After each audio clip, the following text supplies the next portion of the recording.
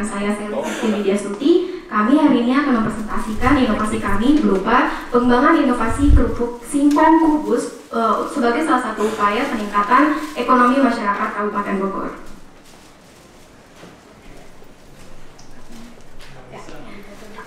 Adakah di sini yang tidak menyukai camilan? Saya rasa dan kami yakin hampir semua dari kita menyukai camilan, kan? Nah, hal ini juga menjadi salah satu latar belakang kami untuk melakukan inovasi ini, karena ternyata menurut survei dari Mondelez International, 1 dari 3 orang Indonesia sangat menyukai camilan. Dan berdasarkan survei dari YouGov mengatakan bahwa Indonesia merupakan negara tertinggi konsumsi camilan di Asia, dan 3 makanan yang paling banyak dikonsumsi adalah kacang, coklat, dan keripik. Nah, singkong merupakan salah satu dari bahan baku keripik yang banyak dikembangkan di Indonesia, dan Indonesia sendiri merupakan salah satu produsen yang merupakan menempati 3 besar di dunia penghasil singkong. Akan tetapi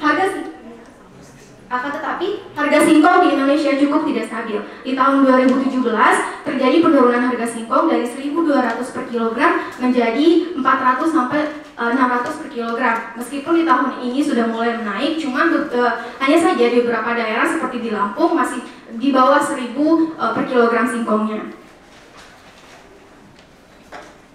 Nah, hal ini pasti menjadi salah satu kekhawatiran bagi para petani singkong.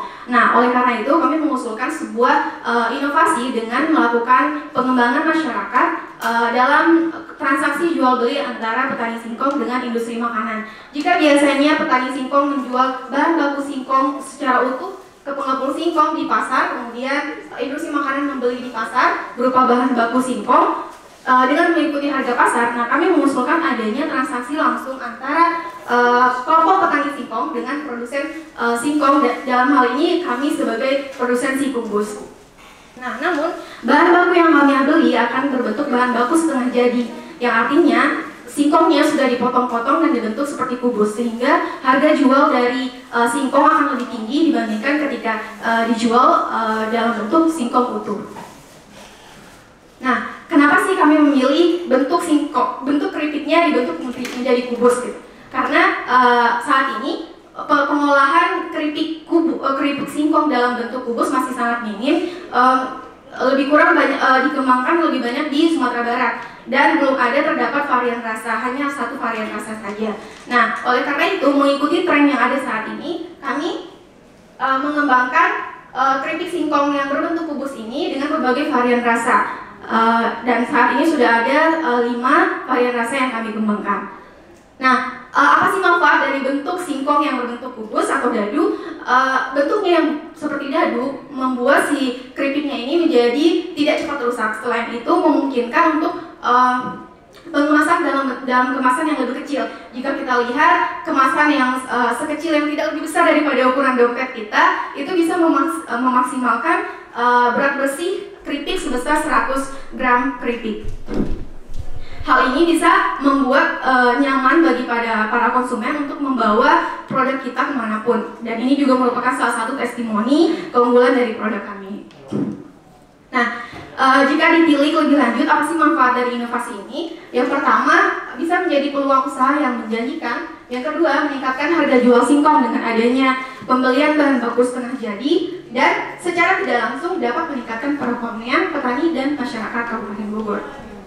Nah, kenapa bisa meningkatkan perekonomian masyarakat juga? Karena di sini kami akan melakukan pengembangan inovasi ini berbasis potensi wilayah, di mana yang pertama akan ada 3 tahapan. Yang pertama akan mengidentifikasi peluang wilayah, di mana Kabupaten Bogor merupakan salah satu daerah yang banyak menghasilkan singkong, seperti contohnya di Kelapa Nunggal dan Cisereng. Kemudian kita akan melakukan sosialisasi. Sosialisasi ini kita akan lakukan tidak hanya kepada petani, tetapi juga pada masyarakat di sekitarnya, sehingga mereka bisa membentuk kelompok usaha tani, di mana masyarakat di sekitarnya juga bisa berkolaborasi, berkontribusi dalam pembentukan singkong dalam bentuk kubus atau dadu ini. Sehingga ketika sudah sesuai dengan bentuk yang kami harapkan, kami akan melakukan pembelian bahan baku setengah jadi berbentuk singkong yang sudah dibentuk kubus.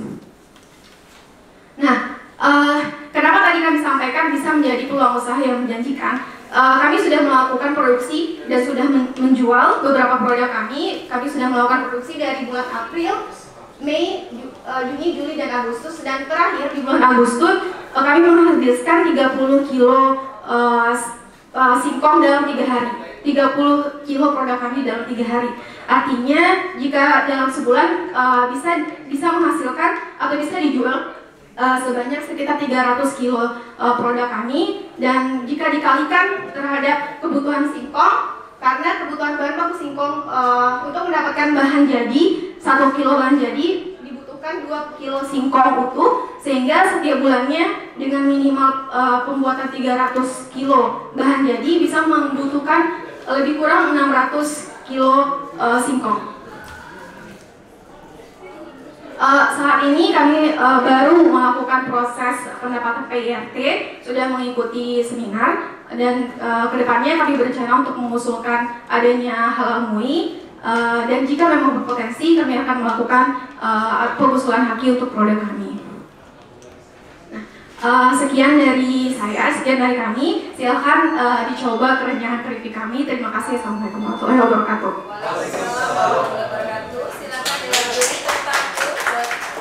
Ini kalau apa namanya, pengolahannya sudah diangkat sendiri ya? Ya, untuk pengolahannya sudah kita lakukan sendiri, Pak. Cuman memang kami masih membeli bahan baku dari pasar singkong dan masih sedang PIRP, Pak. Sudah ikut seminar. Pemasarannya tadi selain ini ya, apa namanya, online juga ya? Ya, kita paling banyak apa? Reseller dan online sih, Pak. Yang paling banyak reseller sih sebenarnya. Yang paling banyak pembelian itu dari reseller kami. Pegawainya udah berapa? Kalau pegawai kita bentuknya pegawai lepas, Pak. Jadi sekali kita produksi, ada pegawai yang memang dibutuhkan dalam pembentukan keripik menjadi kubusnya. Ada yang kita minta datang ketika kita melakukan itu packaging. Omsetnya berapa sebulan? Kalau dari 1000 pieces kita bisa mendapatkan sekitar 3.400.000, karena kita memang harga jualnya masih dibilang tidak terlalu. Kalau kita harga pasaran ke reseller masih 8.500 Ibu. 8.500 ya. Tapi ada reseller kita yang menjual lebih dari itu. Tadi beli bahan baku setengah jadi itu dari petani sudah dalam bentuk dipotong. Oh, itu baru rencana kita, Pak. Kalau sekarang yang kita lakukan karena ini masih trial bagi kita masih beli bahan baku sendiri dan kita potong sendiri. Hati-hati juga, ada kelemahan nanti standarnya susah. Karena kalau ini juga lihat kan kubusnya tidak sama ukurannya ya. Sementara kalau tadi yang diekspos kan kubusnya. Iya. Dan dengan bentuk kemasan seperti ini kan diekspos, kecuali yang tertutup kayak ini kan tidak kelihatan. Ya, memang Pak, salah satunya yang kita lakukan karena tadi ada salah satu tahapan sosialisasi, di mana pada saat sosialisasi itu kita akan mengungkapkan bentuk bukus yang dapat kita beli itu sampai seperti apa gitu. Kalau memang tidak sesuai kita tidak bisa beli. Ini motongnya gimana? Pakai manual, sekarang masih manual. Pakai pisau. Iya. Kalau ada mesin pemotong kubusnya mungkin akan lebih praktis. Iya, Jadi kedepannya ya. Sudah berapa lama jualan ini? Baru dari bulan April kemarin, Pak. Waduh. Udah berapa kilo yang terjual terserah? Kalau untuk total memang secara keseluruhan kami sudah berhasil menjual lebih dari 1000 piece, Pak, selama 5 bulan itu ya. Berarti terhitung dari bulan April hingga bulan Agustus kemarin itu lebih kurang 1000 piece.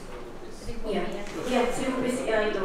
Berarti kalau misalkan dikalkulasi dari singkong, berarti singkongnya 2 kali lipat, karena untuk menghasilkan 1 kilo singkong jadi itu kami membutuhkan 2 kilo singkong bahan baku singkongnya seperti itu. Komposisinya apa aja?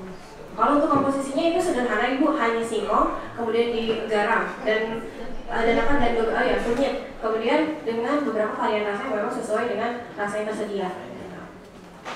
Ini varian rasanya beli udah jadi atau diolah sendiri? Kalau untuk varian rasanya saat ini kami masih beli jadi, tapi kami juga sedang melakukan trial, terlebih dengan yang Ibu pegang saat ini yang pedas ya, karena kami sudah melakukan trial pembuatan bumbu dari cabai yang asli gitu. Begitu pula dengan keju dan rasa keju pedas yang lainnya. Kemudian pekerjanya yang memproduksi siapa? Masih kami berdua. Oh berdua. Iya. Kami bertiga Bu ya, masih bertiga, dan ketika memang kami produksi dalam skala besar, kami akan rekrutmen, tapi rekrutmen karyawan secara lepas. Jadi untuk proses pemotongan dan proses packaging saja seperti itu.